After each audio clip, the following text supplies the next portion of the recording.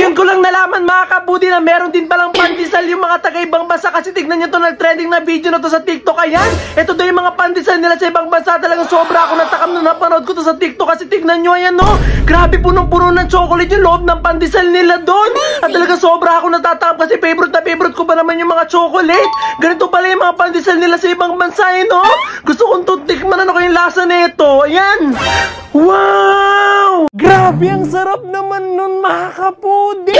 Nung isang araw pa talaga ako nag-crave sa mga nagmumukbang at kumakain ng mga taga-ibang bansa no, parang tinapay na merong laman na punong-puno ng chocolate sa loob. Amazing! Meron palang ganong klaseng pagkain eh, no? So orderin natin yun at parang makain natin at titignan talaga natin kung masarap. So tara na! Ayan, nandito na yung order natin. Saan na ba yung delivery driver? Nandito na daw siya eh. Ano to? Hala, bakit yung order ko? Iniwan ata ng delivery driver sa labas ng bahay namin. Kaya mo na, ito na, buksan na natin to. Tignan talaga natin kung masarap to. Let's go! Ayan! So ito na, finally, dumating na nga rin itong in-order natin. Galing pa sa ibang bansa na nag-trending ano, parang tinapay na punong-puno daw ng chocolate sa loob. So buksan na natin at titignan talaga natin kung totoo yun at kung masarap to. So tara na. So buksan na natin. Wala kasi ako maharap nito sa Pilipinas kaya talaga nagpabili pa ako sa ibang bansa nito, sa China. Pero masarap to. Mahilig pa naman ako sa chocolate. Dito na. Hala, ito nga yung nakita nga natin sa TikTok. Doon sa video, ito nga yung nakita natin. Ayan no. Para siyang itsurang ano yun no, mochi yung nakalagay dito sa pinaka-ano niya. Packaging niya, parang mochi no, pero tinapay daw to eh. So ito na, buksan na natin. Ayan. Hala, ito yung amoy ibang bansa. Ayan! So tara, tignan na natin kung talagang totoo yung nakita natin na talagang punong-puno siya ng chocolate. So tara na!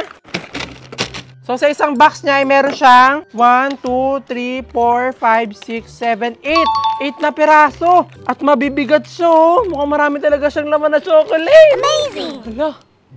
Ulan na! Wait na! Nabutan tayo ng ulan! Ayan, so dito na nga tayo pumesto. Sumilong na nga tayo kasi sobrang lakas nga ng ulan. So ito na, tignan natin to. Kahit binabagyo na tayo. Ayan, sobrang lakas ng ulan. So titikman pa rin natin ito. Walang makakapigil. So let's go! Ito na! Ayan! Ito pala siya sa personal! Akala ko sobrang laki niya. Ganito lang pala yung size niya. Ayan no. Uy, ano, may kokwa? Ba't gano'n na may kokwa? Baka naman kokwa to, hindi naman to chocolate ha. So tingnan muna natin kung marami siyang chocolate sa loob. Ayan, hiwain natin siya. 1, 2, 3. Ayan. Ah! Diba, ang dami naman chocolate sa loob. Ayan no. Mochi siguro to no, mochi nga siya, hindi siya tinapay kasi pag tinapay ito malaki tapos parang floppy. Ito para siyang ano eh, oh, mochi nga. So tikman na natin to. Hala!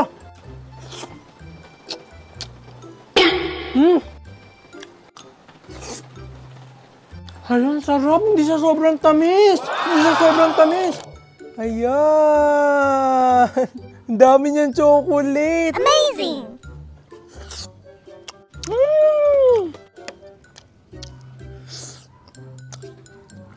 Ayun no? Tapos parang may parang ano pa, parang mga biskwit na maliliit.